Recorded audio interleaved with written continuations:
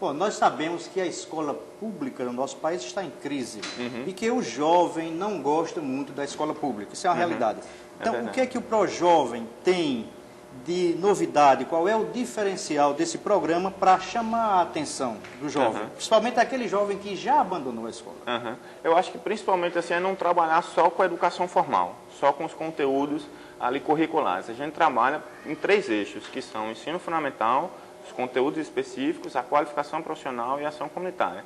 Essa união da educação, trabalho, cidadania, dá um ritmo diferente ao programa. A gente trabalha com metodologias bem assim participativas, dinâmicas, onde os jovens se envolvem em diferentes atividades, e isso é muito bom para ele ir entendendo assim a educação não como uma coisa vazia, mas como uma coisa que tem relação, tem nexo e que é útil para a vida dele. Professor Tiago, existe alguma evasão do projeto? Vocês já trabalharam essa avaliação?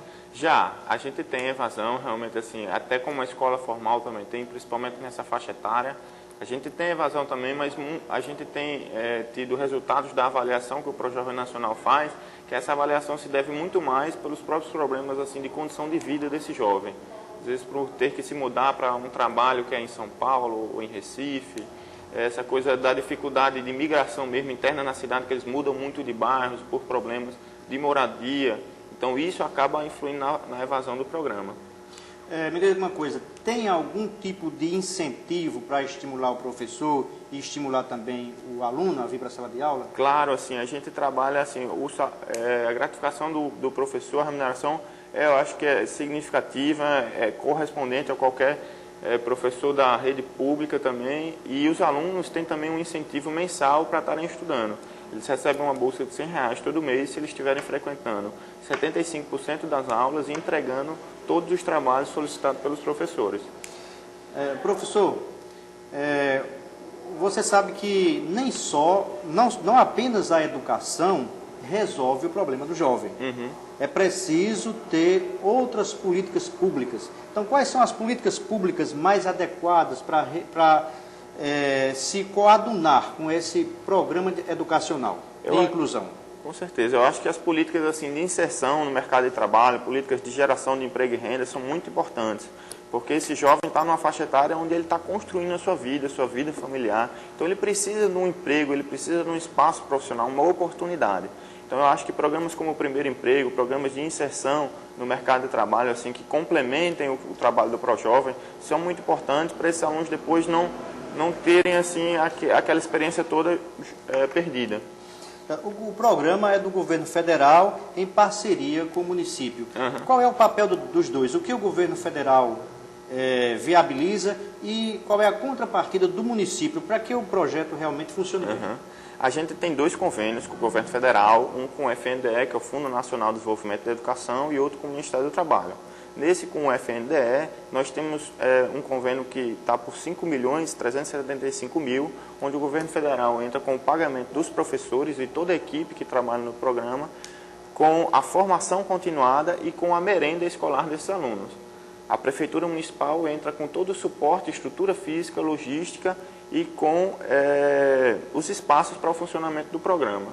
Então a gente tem também material de consumo, tudo isso o governo federal, o governo municipal que corresponde aqui. A Prefeitura de João Pessoa já contribuiu muito além da contrapartida mínima, que é 1%, a gente já está com um desembolso de mais ou menos R$500.000 por parte da gestão municipal de investimento no programa.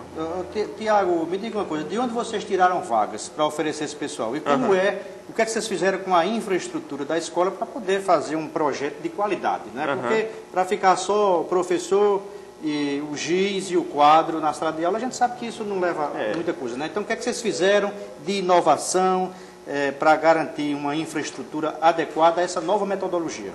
A gente, na maioria das escolas, está funcionando em escolas municipais, algumas ONGs também são parceiras do programa, em espaços onde não existem escolas municipais, então a gente vai muito pela demanda de alunos mesmo, e a gente procura utilizar muitos espaços da cidade, o que existe de espaços de praça, de museus, de atividades que a gente possa engrandecer assim, de forma cultural o trabalho que é desenvolvido na sala de aula. Então a gente procura assim, ampliar os horizontes desse aluno, a gente faz caminhadas, faz passeios, faz semanas de vivência curricular. São várias atividades assim que dinamizam o trabalho nos núcleos. Tiago, você poderia dar um exemplo metodológico que realmente vai ensinar a esse aluno que já está há muito tempo fora da escola, que estava excluído, que estava num processo de marginalização, a resgatar esse exercício da cidadania? Um exemplo bem concreto. Nós temos na disciplina de ação comunitária, todos os jovens têm que desenvolver um plano de ação comunitária. Nesse plano, os jovens vão na sua comunidade, procuram os desafios na comunidade, os principais problemas. Saneamento básico, em muitos casos foi o uso de droga, que eles mesmos colocaram como grande problema, a violência no bairro, violência doméstica. Então, eles elaboram um plano, constroem uma ação para tentar resolver aquele problema, envolvem a comunidade nessa ação e executam esse plano. Então, assim, é um exercício deles enquanto, assim, agentes participativos da sociedade que pensam também e são capazes de transformar o meio onde vivem. A gente tem muitos alunos que, a partir dessa experiência com a ação comunitária, se integraram a projetos de cidadania que existem aqui, por exemplo, o orçamento democrático, onde elegem os delegados para pensarem no orçamento para os bairros, para as micro-regiões da cidade. Então, são estratégias que mostram que esses alunos vão desenvolvendo uma capacidade de se tornarem futuramente líderes comunitários.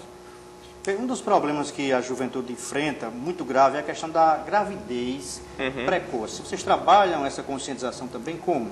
Trabalhamos, assim, a gente trabalha muito com essa questão voltada para a educação sexual mesmo, com a utilização de preservativos. A gente faz campanhas que os próprios alunos vão espalhar esse conhecimento como multiplicadores em campanhas de educação sexual, em escolas do bairro, em associações, em escolas estaduais. Então a gente faz uma ação onde eles mesmos são os protagonistas que pensam a necessidade para o bairro e levam as propostas à frente, encampam mesmo as ações. Quais são os números do projeto? Quantas pessoas, quantos alunos vocês atenderam já aqui no município, né?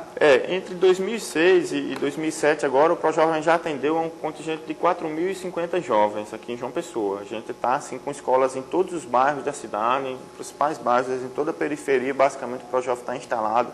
E a gente está agora em setembro com um novo processo de inscrição e matrícula e vamos abrir mais 3.600 vagas. Então nós vamos alcançar um total de quase 7.500 jovens atendidos pelo programa aqui em 2 anos.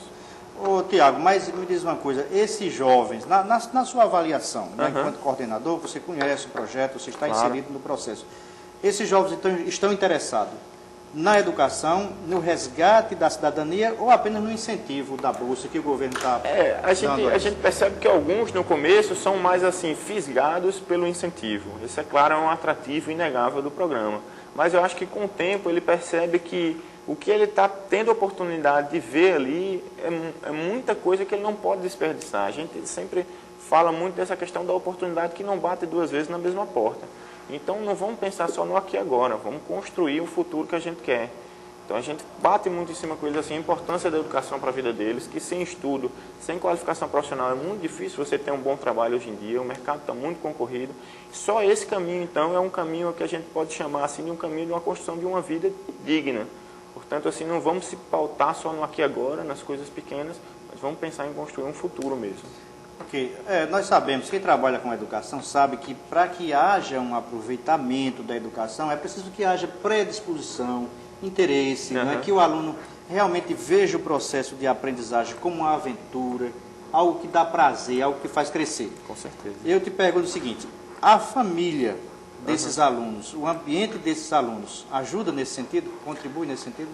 Depende mesmo, depende, porque às vezes a gente tem uma estrutura familiar muito frágil para esses alunos, assim, muitos problemas familiares em casa, diferenças, brigas, assim, dificuldade mesmo de uma estabilidade no lar. Isso às vezes atrapalha, porque o jovem já chega na escola meio com muitos problemas, mas a gente tenta trabalhar também as coisas que a gente trabalha na escola, a cidadania, a participação, o respeito também, que ele possa começar a trabalhar isso em casa também, assim, com os seus parentes, com os seus familiares, assim, para ele ter uma relação cada vez assim mais madura, eu acho que não só na sua família, na escola, como na vida dele como adulto na sociedade, porque é o objetivo do programa.